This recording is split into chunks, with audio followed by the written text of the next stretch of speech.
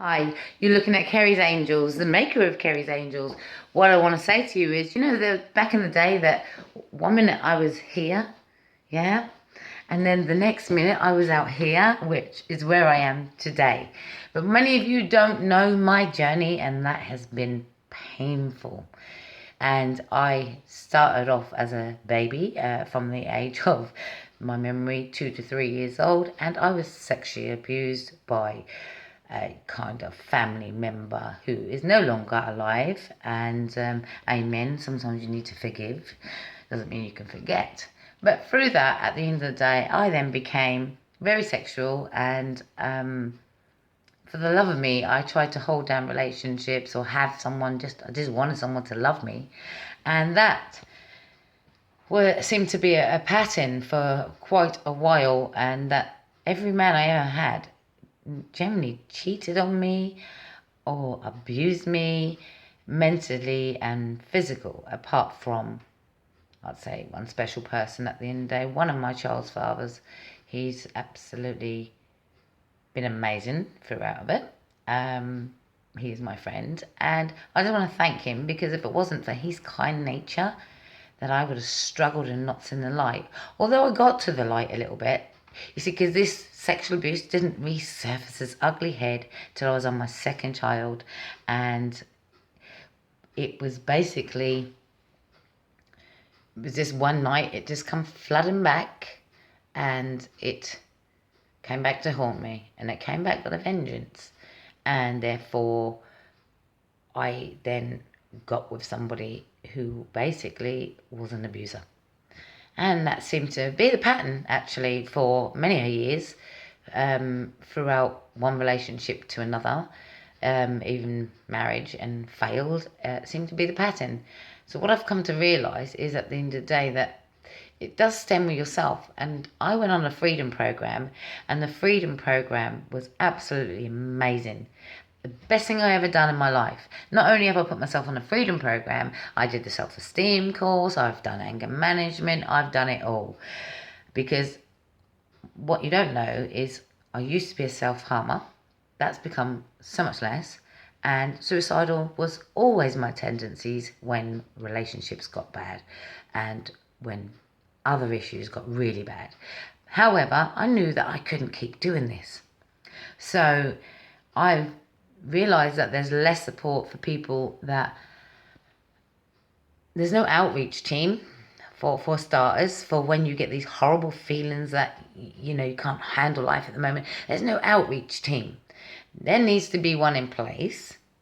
Okay, because when you have these thoughts and your feelings, yes, you could call up who's it, Good Samaritans, but you know what, I don't never really feel comfortable speaking to somebody that hasn't been through it. So in order to, that's that side of it. So that's been my journey, abuse and crappy relationships. But at the end of the day, I value myself now. And it wasn't for that freedom program, I'd say to you that I probably would still be in abusive relationships. But my eyes are open, I can spot the warning signs, and I deserve so much better for my life. And if that means I have to stay on my own, then I will be on my own until the right man comes along for me. However, my life is not based on men. My life is based on me and my life. From that journey, at the end of the day, I've still been self-harming every now and again when things get rocky. But, however, it's much, much less. Because now these demons are kind of gone. But we still have mountains to climb, and I have a purpose in life, and I'm serving that with helping other people. And I'm loving this, because I am so knowledge from every man going, just about, manipulators and this, that and the other. No disrespect, there are some good men out there, and they would hurt a fly.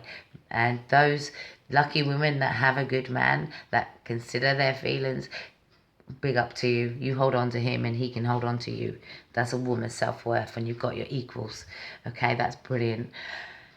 And now I'll say to you, at the end of the day, I live in this house called Discovery Avenue. Now through here, I've actually faced a lot for the last 2 years. I've been going through hell and back. But through this journey, I've discovered my purpose, and my purpose is to make sure that I help other people. I call myself Kerry's Angels, and me and another person, Mark Matthews, we are able to reach out to other people and help other people. We've already solved quite a few people's cases, and that's documented proof. We've given the people the help they needed, and we basically, I'm really, really happy that the fact that we're doing this and helping. So my next mission is to make sure that I can get something into place where I can build a rehabilitation centre for the homeless. But you see, Kerry's Angels is not going to just stop at the homeless, because we're going to make sure that we are the people's voice. And I'm going to do everything in my power to follow my career and my path. My life now, my boys are all grown, they're fine young gentlemen, and I'm blessed to have brilliant boys. And thank you to the fathers that did stick around for my children. Big up, because most men don't step up to the plate. And women that use a child as a pawn and a man, that's wrong, because that child deserves love. Because from broken families, you mess up that child's head. Now, despite your differences, you should always put that child first and make sure that child is loved, and extend that love out to your family. And this doesn't fall down just to family either. You take care of your friends, you actually will be rewarded. So look after each other. And Kerry's Angels, remember that. See my name, hear my name, call my name, and I will be there. Me and my other angels, we're always going to be there to support you, and we'll see it through to the end. So peace out, Kerry's Angels. See you later. Be strong.